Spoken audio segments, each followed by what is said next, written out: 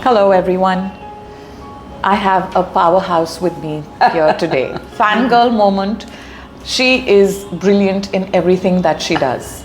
She's an actor on the big screen, theater. She's a writer, producer, director. One of the most amazing shows that I have seen on Indian history in recent times. She needs no introduction. Lilette Dubey with you today. Hi, Paayal. Thank you so much for being here. As I said, fangirl moment.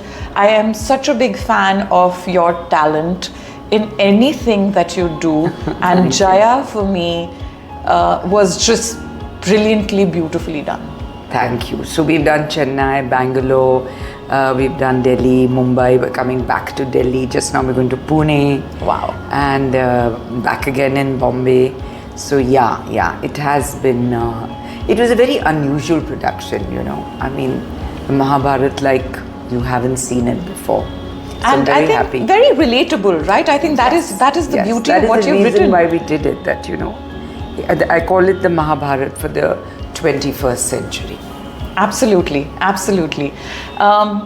I'm sure everybody watching this doesn't need an introduction to you, but I want to hear about you, how you see yourself. So, in your words. Very old. Very old, but I don't say that with any sadness. I mean, well, how do I feel? Like today I was telling my kids and Neha that, you know, I get tired more easily than I used to. Of course, they said you're still like full of energy. But yeah, I can see a little dip, you know. I could go 12 hours non-stop. Didn't need any pick-me-ups. So that's gonna change. I don't know in which way you mean, how do I see myself? In what manner do you mean that? Just about if you had to introduce yourself to somebody or talk about your life, what would you say? What are your lessons that you've learned through the life? You know, we learn lessons in so many fields.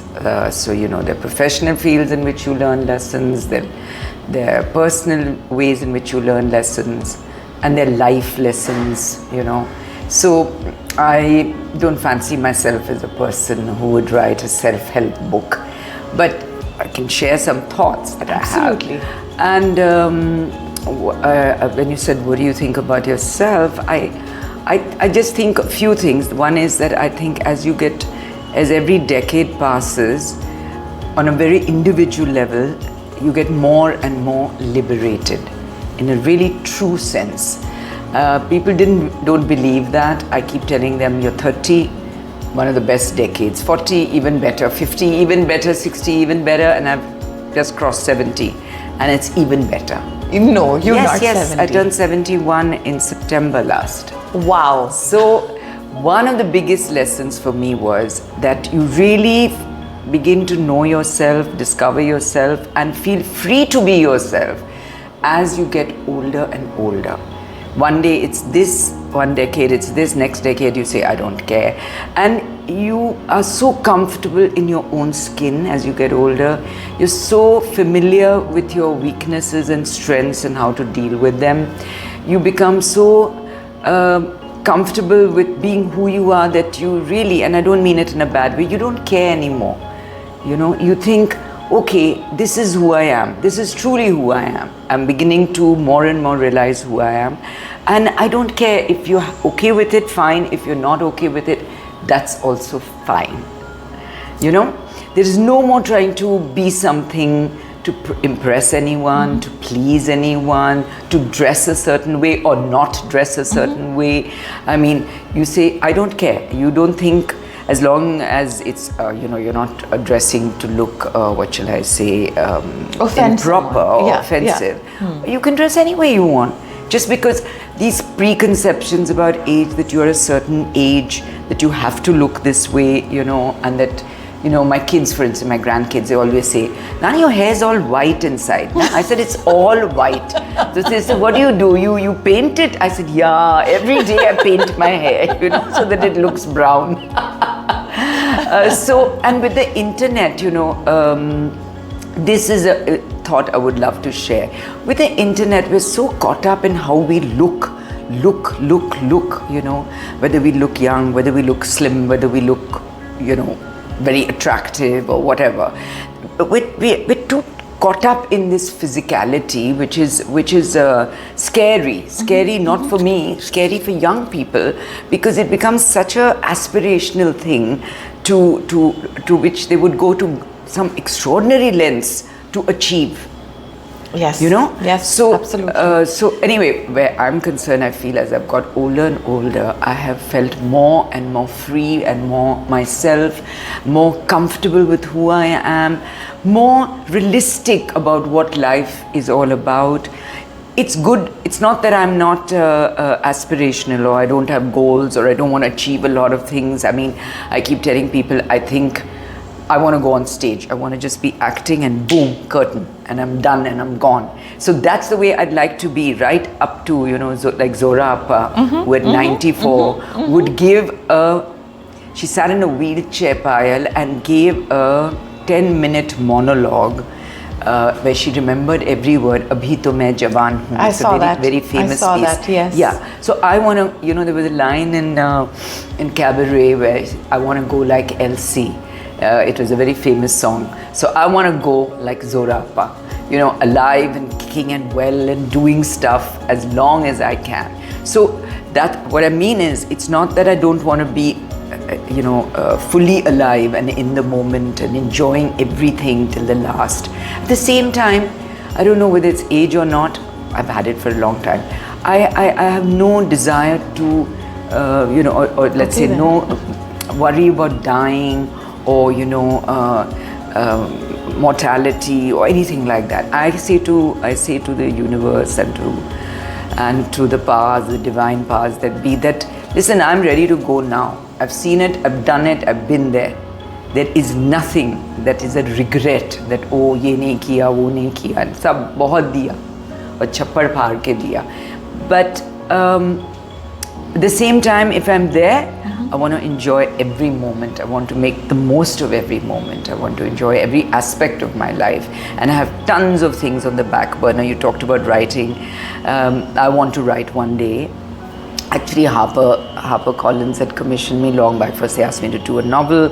I said, not yet, I don't think I'm ready to write yet. Then write this. Then they said, okay, can you write memoirs? So I'm commissioned 5 years ago. Wow. And I haven't yet got down to it, which I will. COVID happened, and in my personal life, my daughter went through a divorce and all that. So much was happening. I needed to have a clean, clear mind to write. And I said memoirs. They said autobiography. I said no. I want to be selective about what I want to write. So, I'll write. So they said more about you. Then write about your journey, especially in theatre, things like that. So I will write. I have no desire to write a play or anything like that, but I do have a desire to write. I have a desire to one day, if my voice allows me, go back to just riyaz and singing for myself. Wow. I want to do many things. So what I'm saying is I'm very alive, but at the same time I'm very, very okay with going tomorrow. It's very weird. This contentment is something that comes with age. I think this so. content that I think so. I think something that really illuminated it for me was when my husband died 10 years ago almost. I became acutely, somewhere I'd read that the presence of death in your life makes you acutely aware of life. So you become alive in a way that, it sort of goes away, but very soon after the grief and the loss and all that, you start feeling that, this is such a precious gift and I must make the most of it. But there is also a deep awareness that on this side, death is walking and this side, life is walking. And at any moment, you could be pulled either way. Either way. So Wow. it's okay. It's okay. It's a great feeling that you have this very acute awareness of things. Anyway, so I think for myself as a person, I feel one thing very strongly, which I would love to share with people, that you must follow as much as you can do it, your own passion, your own heart, your own thing that makes your heart sing every day when you wake up. People say, what have you done? I said, I don't want to do anything. This is me. This is a map of my life, and that's what it is. And they say, oh, it's because you look good and all. I said, it's nothing to do with that. It is to do, everything is there, all the lines are there. And you still look gorgeous. And I feel really that this is who we are. I don't want to smoothen them out. If there's a scar, if there's a line, it speaks of my journey, what I went through, my experiences, and I don't want to obliterate that. I want it to all stay. So firstly, I'm not a big fan of that. I have nothing against people who want to do it. It's absolutely okay. But per se, I'm not. Why I'm talking about it is because it's very connected to this age. Also, you were talking about at this moment, how do you feel about yourself? I feel I want to look good. I definitely want to look good. It's not like I want to say, you know, I'm going to live in a sort of a house coat or a kaftan and I'm going to let my hair grow wild and white and all that. There is no need for that either. But if that does it for you, that's also fine. This is what I mean about freedom. This is about so follow the freedom your heart, of just do what you want. I'm talking only on this level first, that you know, I mean, be yourself. You've lived for others for many years. Play of Mine, and written by Twinkle Khanna, in which I tell my sister ki bahut ho gaya. First you be a slave to this one, then you be a slave to husband, then in-laws, then children, everybody. Now, enough. Now I live for myself. Easy to say, because I don't think at this age also we live only for ourselves. If you're a mother or a parent, you cannot live for yourself. Yes. So that was another revelation, that when my first daughter was born, I told my mother-in-law, oh, I'll wait till they were 10 or 12 and then I'll be free. She laughed so hard. She said, my dear, this is a job for life. For life, you will be stressing, you will be needed, you will be, you know, connected. I just saw when you walked in how you were with Ira because she wasn't feeling well. So yes, I mean, it goes stop. with the territory. You can't do anything. So much as I work and much as I'm involved in lots of things and all that, you know, and even the grandkids keep saying, Nani always working, always. I say, listen, you have to recognize your Nani. That's who she is. Yes. She lives and thrives to work. As much as to enjoy my children, my grandchildren, and my wider life, I live to work. That's my mojo. The day I don't work and I stop, I mean, I look at my friends around me. Again, like I say, great for them if they want to, you know, spend their lives traveling a lot, doing all the things maybe they couldn't do, trekking and doing this and that or whatever. It's great. But I know I can't be a lotus eater for more than 3-4 days. I will just wither and get utterly bored. Holidays are nice because they're holidays. They're holidays. Then they're I need a break, to get back and do something.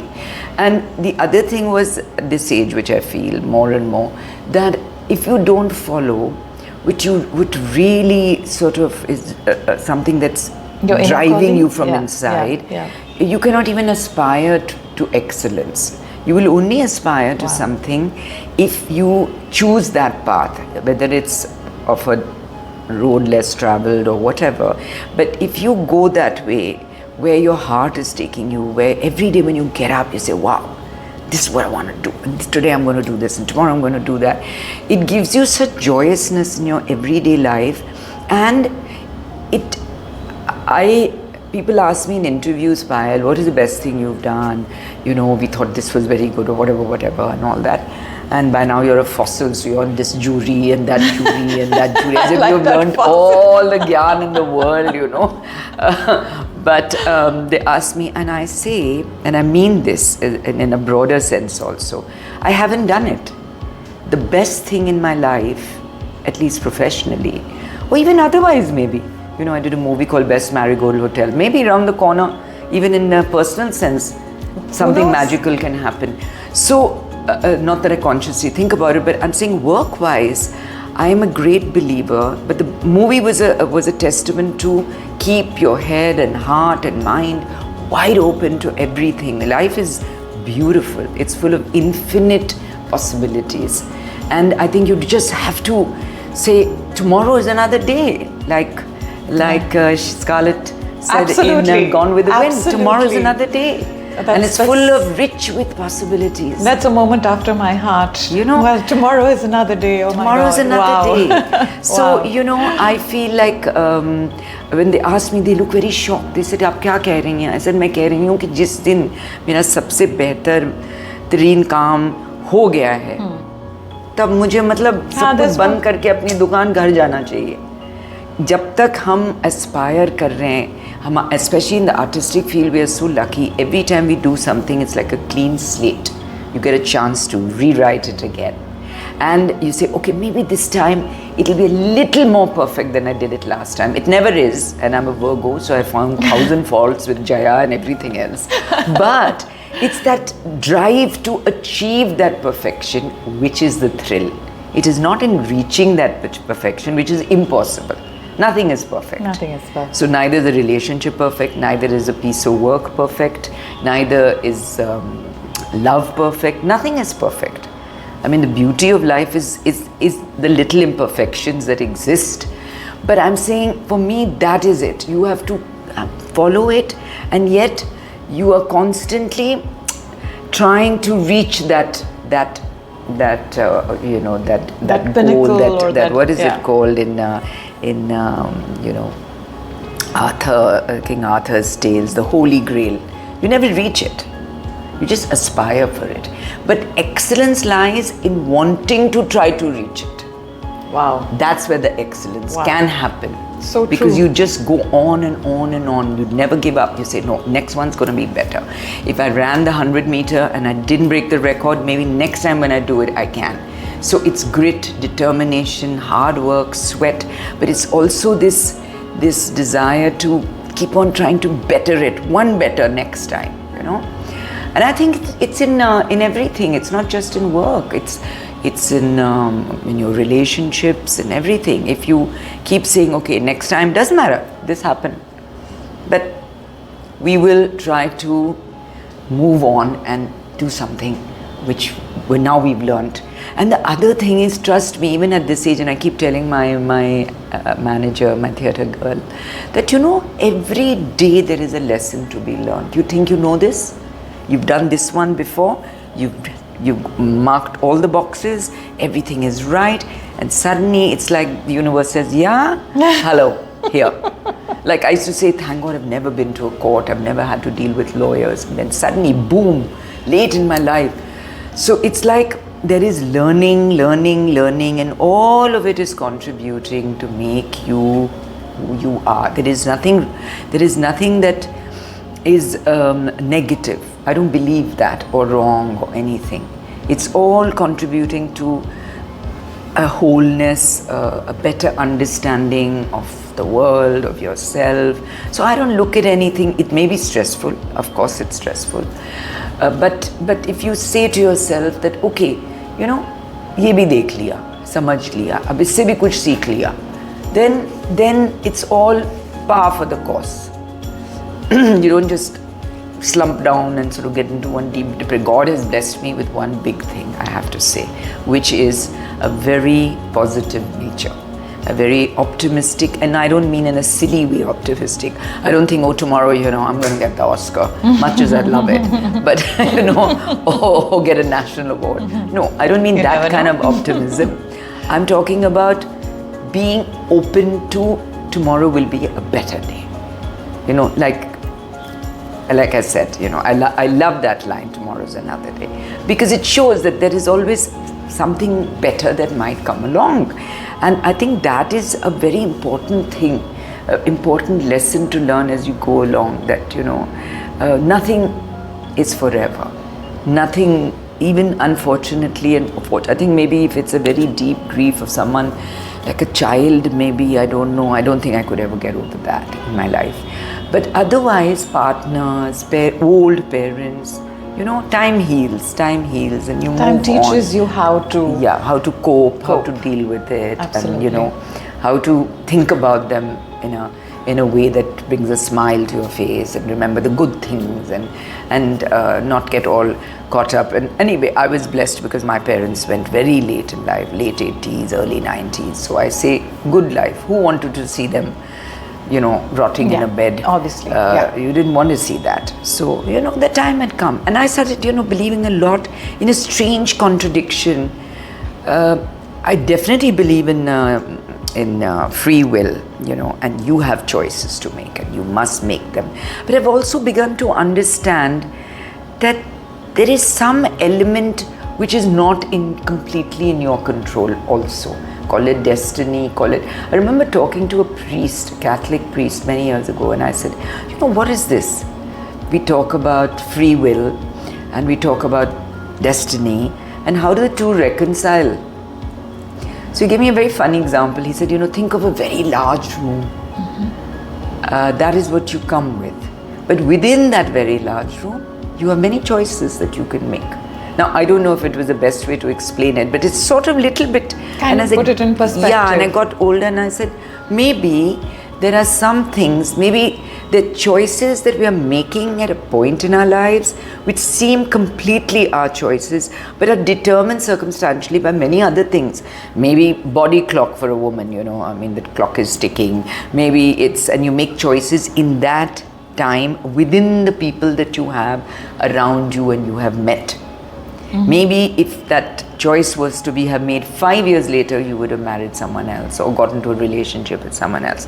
So what does that say? That says that somewhere, somehow, maybe that's what it was to some extent meant to be, even though you thought you were in full control. Were in control. And you made that decision. But did you really make it? We don't know.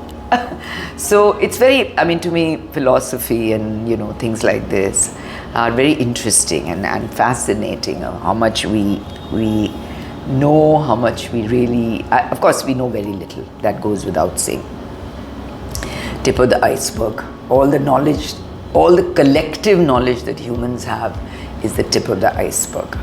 That is for sure. Medical science, even less. We think we know so much. So that's some of my thoughts. Some really, really deep thoughts, some beautiful nuggets of information that you've shared with all of us, and that's why I have the privilege of knowing a lot of the Dubey women, and I know that you guys come from a highly intellectual family, and I'm seeing that. Yeah, so I say to my kids that I actually didn't do half the things my father did. At that time it seemed absurd, making me learn classical music at 5, for 7 years in the sunny vocal. And then the minute I became a teenager, I said, "Bahut ho gaya, nahi karna hai abort."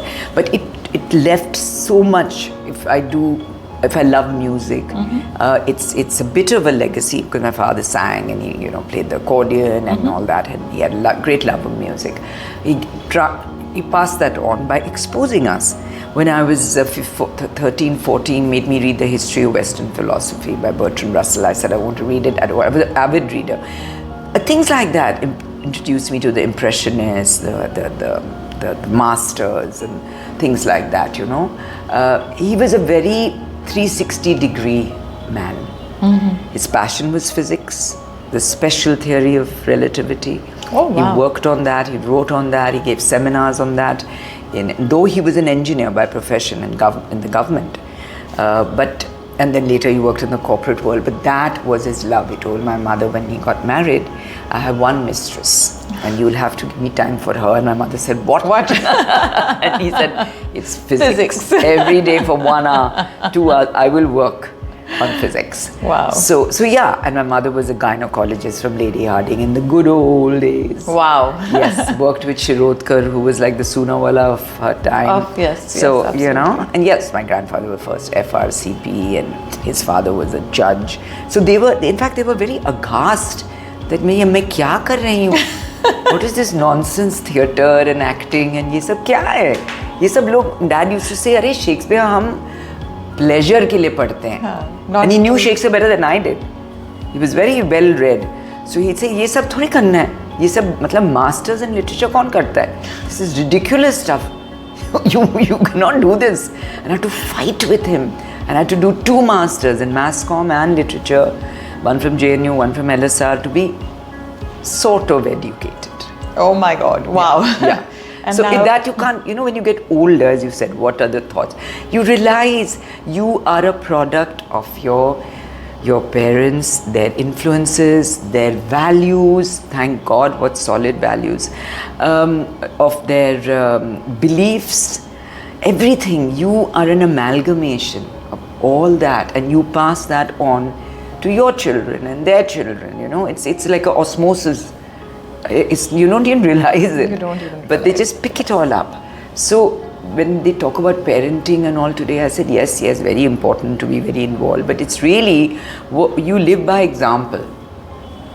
And so what you an are example. a certain way. You just, without realizing it, you just pass that on. And as they get older, I think they become more conscious of, I remember so many things about my parents now, which were just told to me and I probably didn't register at that time. But now they're so important. Small things. Truth, honesty, to be truthful. And it comes in everything. It becomes in your work, it becomes in the way you interact with people. It becomes part of your nature without your even realizing it. And you pass that on to two incredible girls that you have. Well, I am proud of them. Gorgeous women, intelligent, both of them very successful in what they do. Yeah. And your two incredibly intelligent grandchildren. Yes. I love them to bits. And at times, in my interactions with them, I'm also aghast because I'm like, when we were 6, we didn't even know like 1/10 of what they're up to, it's your genes, it's, as you said, things that you have passed on. Yeah, which have come through the generation. Yeah. And it's being true to yourself, true to what you do, true to who you are. Yeah, I think that's very important. And I think it's the biggest lesson for me as you get older, and that the external is just a part of the whole thing. Of course, I keep saying you want to look presentable. I'm not saying that. Because we were also brought up, I did an article just now on aging for some magazine, Harper's or Elle or something. And I said, we were brought up to believe, my mother's, I don't think any of us has a patch on my mother and her sisters, a couple of her sisters. They were just stunningly beautiful, but they were constantly told by the parents, and my grandmother, my God, my Nani was a absolute beauty, that, listen, hello, don't go around preening, feeling you're some great beauty because people say you're so pretty, you're so beautiful and all. What have you done to achieve that? It's something that God gave you, and they were great, faith in Guru Nanak and, all that, which has also come to us. And so don't get carried away with yourself. What have you achieved? It's what you achieve, it's what you do with your life. Your how kind you are, what a good human being you are, what you do in your work or in your life that you achieve, that is a real achievement, not this. This has nothing to do with you. You didn't do anything for it. Now, when this was hammered into my mother's head and then into our heads, I mean, not that my parents didn't say, oh, you're nice or something, but it was not, you're not supposed to, this is not supposed to be the focus of your life or your achievements. No. The inner beauty is as more important than outer beauty. Even more than inner beauty, your inner self and what you're doing with yourself as a human being. What my father was very funny. He used to always ring me up and say from when I was very young, Beta, how is your health? And I'd say, health is fine. What's wrong with my health? So he said, no. I said, but why do you keep asking me this silly question? I'm such a young person. And he said, no. If you don't have health, you have nothing. You can do nothing. You can achieve nothing. Your health has to be good. And second question was, what have you done with your day today? Both those things are hammered into our heads. कि नहीं, अगर कुछ करना है तो healthy रहना है. I mean, not that I'm a great, I hate exercises, I hate the treadmill, I hate everything. I don't mind walks and all. But I'm not one of those into great fitness and all. But as I've got older, I've had to be careful about mobility. Whatever हो रहा है, ये हो रहा है, जरा careful हो and all this. So, okay, in some sensible way, I have to do something. But I'm not, I mean, I love walking and things like that, but I don't like all this sitting in gyms and working out and all that. So that, unfortunately, and fortunately, I got my dad's bill where I'm very pretty decent and slim. So I feel कि क्या क्यों करना है, पर organs सब मर रहे हैं अंदर, तो कुछ तो करना पड़ेगा. But I'm saying that that's became such a big thing in my head. And the second one, what have you done with your day? And as a young person, where you're doing anything, of course I was doing theatre and going to college and all that, but that every day is a gift. You have to do something with it. You can't just squander it like that. Something that the youth of today really, really need to answer and be. First, you have to take this one device out of their hand, which is like attached to them. जैसे मतलब कोई इसके अंदर चला गया है आपके system में, उसको निकाल नहीं सकते. उसको निकाल दो पहले, दुनिया बदल जाएगी. If they don't have that device in their hand. It's us. We've done all this. The technology has gone there and there and there. Guilty. When my son was really young, I think how we used to keep him in one place was, okay, put on something, so he'll stay. So I think we're guilty. So we luckily or unluckily never had all that. We grew up on, what was it called? Kashi Darshan and Chitrahar, so nobody wanted to see TV. Thank God we all played in the park. My children also played a lot, and even that generation, up to that generation. Our generation, yes. We never knew the words, we're bored. Yeah. No, my mother used to get very angry. If ever Neha and Ira said, Nani, we're feeling so bored. What is this word bored? What is the meaning of this word? Come on, do this. I'll give you this to do. I'll tell you to cut this. I'll tell you to do that. Read that to me. Ye karo, wo karo, wo karo. There's no bored. There is no word bored. That's why when Niharika and all also say, Nani, we're feeling bored. I said, I don't want to hear this word. There is nothing to feel bored. God has given you 100 things to do. Go, let's do them. Why should you feel bored? Okay, little bit of TV now. They live in this age, an hour, 2 hours in a holiday. Of course they will. But it's not like you're glued there or you watch constantly on this. And this is so scary. The net is such a scary place. Such a scary place. Misinformation and addiction, yes, definitely. Yeah. Anyway, so I think we have chatted a lot about my stress. You wanted to ask me something? Yes, that is the last thing I'm going to ask you. That living such a full life, how do you manage your day-to-day stress? I was telling Niharika and she was laughing. I said, it's very weird. I have to admit, I'm not a meditator. I don't meditate. I have again, it's a legacy from mummy. There is this pauri from, the Granth Sahib, couple of pauris which I know. If I'm feeling particularly hassled or anything, or if I'm sleeping or I'm about to, go to sleep or something like that, I just chant that a few times and it gives me a lot of peace. I mean, just saying Vaheguru gives me peace. I don't have to say anything else. I just have to say Vaheguru, Vaheguru, Vaheguru. And like everything just goes away. And it's very strange because I'm not religious in the sense of I don't follow any rituals. Even on his birthday, sometimes I remember and I don't eat meat. Sometimes I do. I don't make Kana Prasad, which mummy used to make. I don't run to the Gurdwara because it's a Guru Nanak day. But somewhere in my mind, he is my protector, my go-to person. So it's just there in me. And so that is one thing I do. I do think of him very often in the day. And for my stress, for me stress busters are always reading.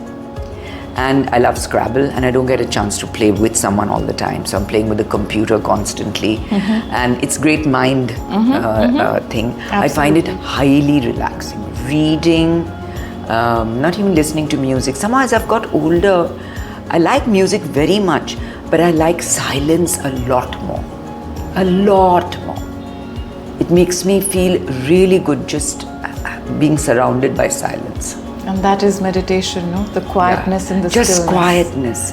Quietness. If I go to a place where I don't hear a word at all, not even a tiny sound, I mean not even a bird, I feel so calm and relaxed.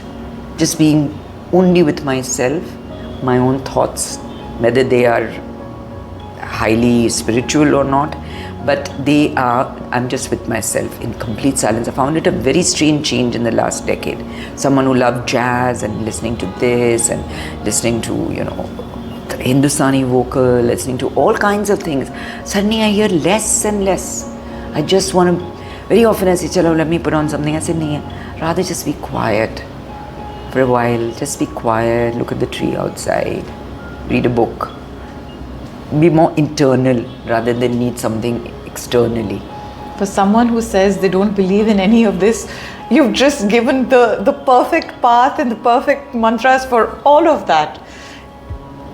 Inner stillness is not about ritualism, it's about connection, which you have. Yeah. Silence, stillness. Silence. I find silence so powerful now. So powerful. People say, oh, you're staying alone. Must be so lonely. Firstly, I'm very self-sufficient. I love my being with myself and my solitude. I really enjoy it. Maybe because from day one, when my sister was young, dad was in the government. We had huge houses, but she used to keep coming and sleeping in the same room with me. I said, "Hey, yaar, ab ek dusra kamra le le." No. So all my life, I adore her. Till the day I got married, I had her in my room, in my bed. I mean, next to me. Next, I had my husband. So when I lost him 10 years ago, I felt very bad and all that. But after a couple of years, I started just enjoying being alone. And people said, "Arey, how come?" I said, "Yeah, I just do. I think I'm a person who loves solitude and being on my own. I love my aloneness. It's not loneliness. It's a very different thing. Loneliness is feeling something's absent. Yeah. I feel nothing is absent. I feel complete. Wow. So something is maybe off about me, but Not that's at how all. I feel. I mean, as I said, you've given such beautiful mantras today. The contentment that you feel on the inside is what shines through outside. So no Botox, no fillers, no nothing can compete with that. You don't need any of that. No, I can't think thank you enough. my I really pleasure. can't thank you enough for giving me so much time No, it's and fine. so much to learn from you. Thank you. Thank you. Most Thank you so welcome. much.